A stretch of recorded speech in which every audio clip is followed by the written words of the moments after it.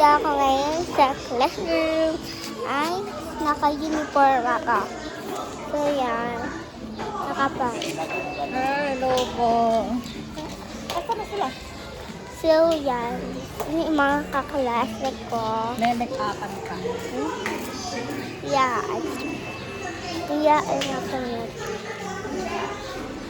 So, yan camera. May best friend ako sa school namin. So, ayaw kong kumakakilala. Ganon. So, yan. Ayun si Ma'am Che. Dito kami sa school naka-uniform ako. Kulot ba buhok ko? Oh. Kulot. Tatlo lang yung kulot ako. Ang Grace. So, yan. Ako, Grace, ang tatlo lang. Pero, mayroon sa mahal. Bumika.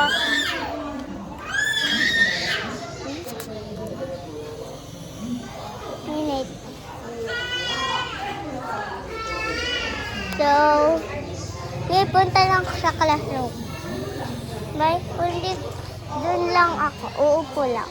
Alam mo ginawa kanyang bandot na nakalat.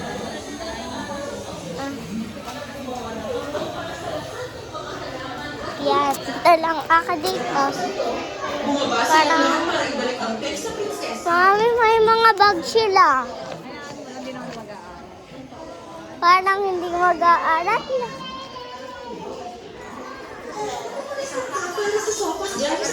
Absent yata ako ah. Absent. Baka gusto mo ito. Absent yata ako. Bumalik ang unang prinsesa sa prinsipe na lampe. Sis, Di nila masabi kung paano gumawa ng sopas mula sa sausage bed. Pero binigay nila to sa akin. ayoko. Meron akong vlog. So vlog. Binabahinga ko sa mga bayan. Ayan, nakaupo na ako sa upuan ko. Ay, dito pala. Siguro talaga dapat sumubok ang susunod na prinsesa. Ngayon ang pangalawang prinsesa naman na sumubok. Nanonood Siya ay sila. humingi ng payo sa kanyang Nanonood matalinong sila. lola. Nanonood sila. Sopas galing sa sausage bag, tama ba? So, Para magawa mo yan. ito, hanapin mo ang kaalaman. Ipakita si Gamitin mo mama. ang iyong imahinasyon. So, yan. At Next ngayon tayo. ito na may puso ng makata. yung pinapanood ko dati ay. Ano yung patingin? Yan o. May ganyan sa TikTok ko na. May ganyan sa TikTok ko da.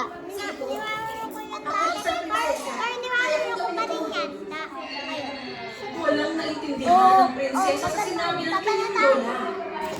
Yan. So, yung maganda ba? At makata sa kaharian niya Subscribe sa kayo. isang prosesyon. At pinuntahan ang prinsipe. Huwag ka kamali ninyo. Nakuha ko na ang sikreto para makagawa ng Oo sopas mula nga. sa isang sausage bed.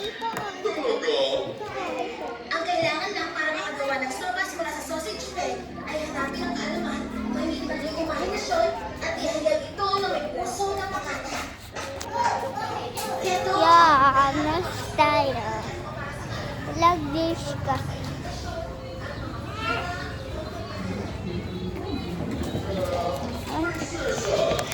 Saan ay para sa iyo? Hindi para sa mga iskola. Bakit ko ng pangata ng paharian? ngunit iyong Kulot kamahalan. mo ko. Ako ay isang prinsesa, at bilang prinsesa palagi dapat may tumutulong at maalala sa akin. Sa tingin ko po ay kanina para sa ikatlong kaloka. At ngayon ay tatlong prinsesa ay sinubukan ng kanyang swerte. Malayo ang kanyang naging paglalakbay. Isang araw nakarating siya sa isang nayo at nakarinig siya ng mga beses na parang may dalawang bata na nag-aaway. Tara. Akong nauna, akong muna kahawak. Hindi mahalaga kung sino unang nakakita. Pumasok na kayo at kumuha ng kaunting gatas para sa putang ito.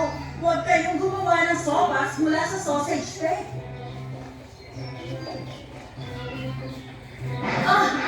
Sopas mula sa sausage bag. Paumanhin po, Binibini. Ano yun? Pwede mo bang ibigay ang sangkap sa paggawa ng sopas mula sa sausage peck? At sangkap? Oo, isa akong prinsesa. Bibigyan kita ng malaking pabuya kung magbinigay mo ang sangkap. Sige na, pakiusap. Sige, makagawa ng sopas na gawa o galing sa sausage peck. Pero kakasabi mo lang, ang gumawa ng sopas mula sa sausage peck ay Danish na kasabihan na ibig sabihin nagiging kakatwa o di makatulirang o ang mga gawa ng isang bagay na imposible. Ibig sabihin ay walang totoong sopas na maluluto gamit ang sausage peck. Wala pong kamahalan. Ginawa ko ako si Stella Joyce at Minta. Bumalik ang prinsesa sa kopo ng hari at sinabi ang lahat. Kaya natutunan ko ang kamahalan na walang aktual na sopas na magagawa gamit ang isang sausage peck. Napakasama naman ito. Dahil ito ay pang sa pinupuhang walang katuturan.